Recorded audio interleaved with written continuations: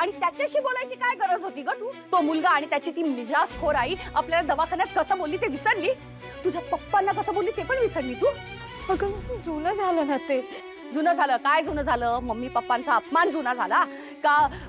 आपल्या जी आपली चेष्टा केली गरिबीची, इज्जत काढली आपली, ते सगळं जुनं झालं? हा, ते वाटेल तसं वागणार आणि आपण सोडून द्यायचं?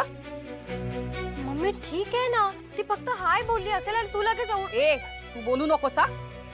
तुला काही माहिती नाहीये ही कोणाबरोबर होती माहितीये तुला? त्या जय खानोलकर बरोबर गाडीवरून फिरवत होतीस तू त्याला. लाज नाही वाटत?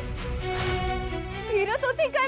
अगं त्याची गाडी बंद पडली म्हणून मी त्याला लिफ्ट दिली. अगं बंद पडू दे ना तर पाण्यात पडू दे ना, तुला काय करायचंय?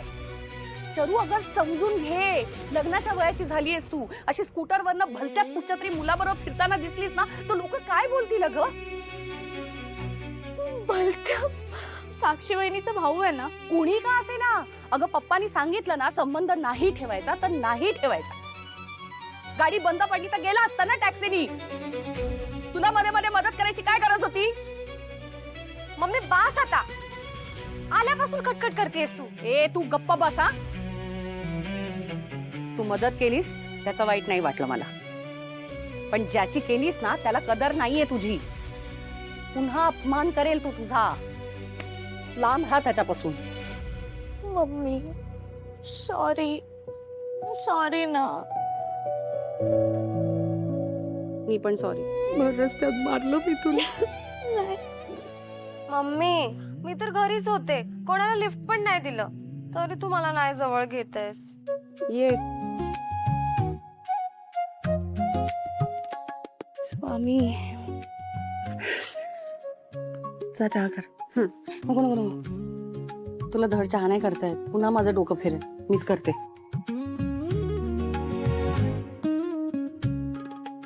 काय नाही.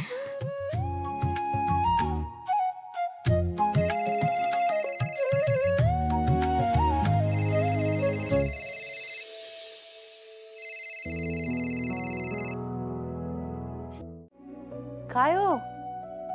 हा, काय झालं? कसला विचार करताय? तू कष्ट केलेस, पैसे कमवलेस, पण मी काहीच करू शकलो नाही ग.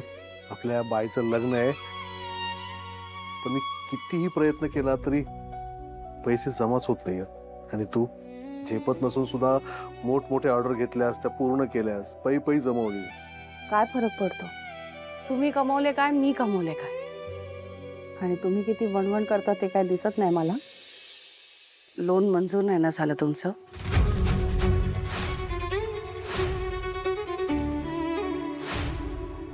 माहितीये मला. हा पण ठीक आहे ना, जेवढे हवे तेवढे पैसे नाही जमलेत आपले, पण जमतील. आणि मी एवढं कष्ट करू शकते कारण मला माहितीये की माझ्या मागे माझा नवरा खंबीरपणे उभा आहे. मी आपल्या स्वामींना सांगितलंय की बाहेरचं लग्न आता तुमची जबाबदारी आहे. ते आहेत आपल्या पाठीशी.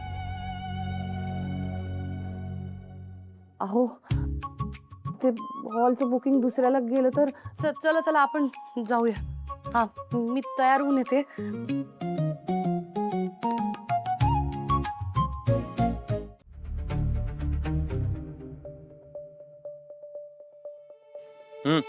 बोला, आज कशासाठी बोलवलंय?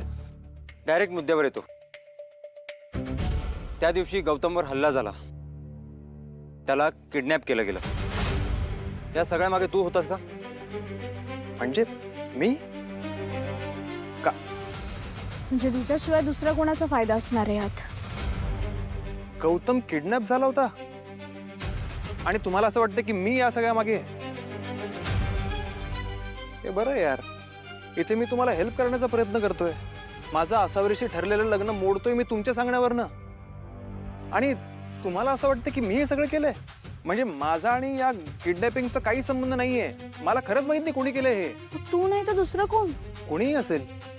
यांच्या वाईटावर किती लोक टपून बसलेले असतील, बिझनेस रायव्हल्स असतील. म्हणजे मी इतकं सगळं तुमच्या मनाप्रमाणे करून पण तुम्ही मलाच ब्लेम करताय. ठीक आहे, मी किडनॅप केलं गौतमला असं अज्युम करू आपण, पण यातनं मला काय मिळणार आहे? कशासाठी करू मी हे? कारण तुला आसावरी बरोबर लग्न करायचंय आणि त्यासाठी गौतमला बाजूला करावंच लागेल ना. ही किती टिपिकल थिंकिंग आहे यार. आसावरी आणि गौतमचं प्रेम असताना मी तिच्याशी लग्न का करीन? उलट गौतम आणि आसावरीचं लग्न व्हावं यासाठी माझ्याकडे एक प्लॅन आहे, तो घेऊन आलोय मी. प्लॅन? हो, हे बघा, मी आसावरीशी लग्न तर करणारच नाही.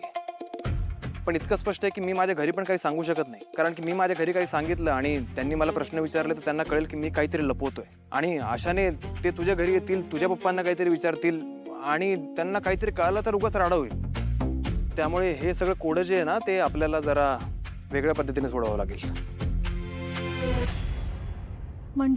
म्हणजे बघ, सिंपल आहे. आता माझ्या आणि आसावरीच्या लग्नाची तयारी चालू आहे, ती तशीच चालू दे. मांडवात पण मीच बसेन. पण ऐनवेळी मी म्हणेन की मला हे लग्न करायचं नाहीये आणि बोल्यावरनं खाली उतरून जाईल. पण मग हे असं पटेल तुझ्या घरच्यांना तेव्हा? नाहीच पटणार ना. मग हा कसला प्लॅन आहे? ह्याच्याने अजून गोष्टी किचकट होतील. याने गोष्टी किचकट नाही होणार, अजून सोप्या होतील आसावरीसाठी. तिला कोणी ब्लेम नाही करणार. मी काहीतरी ड्रामा करून म्हणेन की मला हे लग्न करायचं नाहीये. तेवढ्यात तुम्ही गौतमला बोलवा, दोघांचं लग्न करून द्या.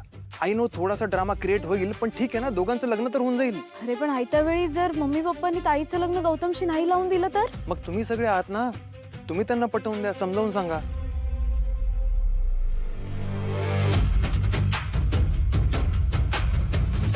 हे बघ, तुझे घरचे हे विधी वगैरे प्रकारावर किती विश्वास होतात तुला माहिती आहे. आणि तुझी आई तर नेहमी मुलीचं लग्न असं म्हणत किती एक्साइटेड असते. याच्यामध्ये जर तिचं लग्न मोडलं ना, तर ते त्यांना बघवणार नाही, पचणारच नाही.